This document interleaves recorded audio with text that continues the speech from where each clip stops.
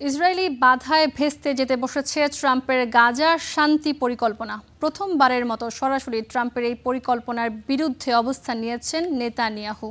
ফিলিস্তিনিদের ওপর গণহত্যা চালানো নেতানিয়াহুর সাফ কথা, গাজা থেকে সরবে না ইসরায়েলি সেনা, যার অর্থ হলো ভবিষ্যতেও একইভাবে গাজায় হত্যাযজ্ঞ চালিয়ে যাবেন নেতানিয়াহু। ট্রাম্পের গাজা শান্তি পরিকল্পনার দ্বিতীয় ধাপ অর্থাৎ গাজা পুনর্গঠন প্রক্রিয়াকে ভেস্তে দিতে সব রকম আয়োজন নিয়েই মাঠে নেমেছে ইসরায়েল।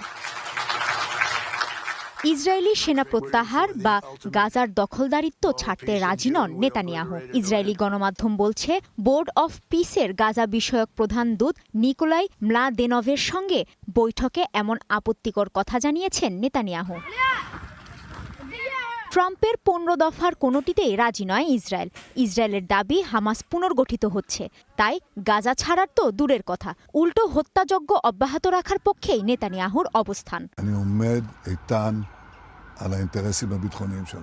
আমি আমাদের নিরাপত্তা রক্ষায় দৃঢ় অবস্থানে আছি। হামাস পুরোপুরি নিরস্ত না হওয়া পর্যন্ত আমরা বর্তমান অবস্থান থেকে সরে যাব না। প্রেসিডেন্ট ট্রাম্পের দেয়া খসড়ায় ইসরায়েল সম্মত নয়। আমরা বিষয়টি পর্যালোচনা করছি। আমরা তাদের কাছে আমাদের মতামত ও সংশোধনী পাঠিয়েছি।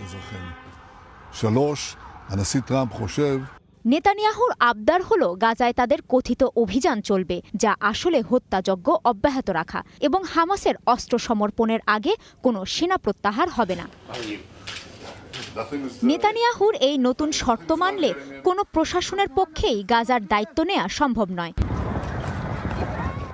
এ বিষয়ে ইসরায়েলের ওপর চাপ সৃষ্টি করতে আন্তর্জাতিক সম্প্রদায়ের প্রতি আহ্বান জানিয়েছে কাতার।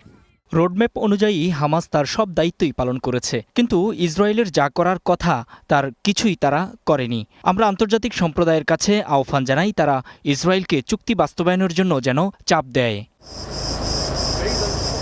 এদিকে গাজার মতো পশ্চিম তীরেও নতুন করে দমনপীড়ন বাড়িয়েছে ইসরায়েল। কেবল জুলাই মাসে নারী ও শিশুসহ 630 জন ফিলিস্তিনিকে আটক করা হয়েছে।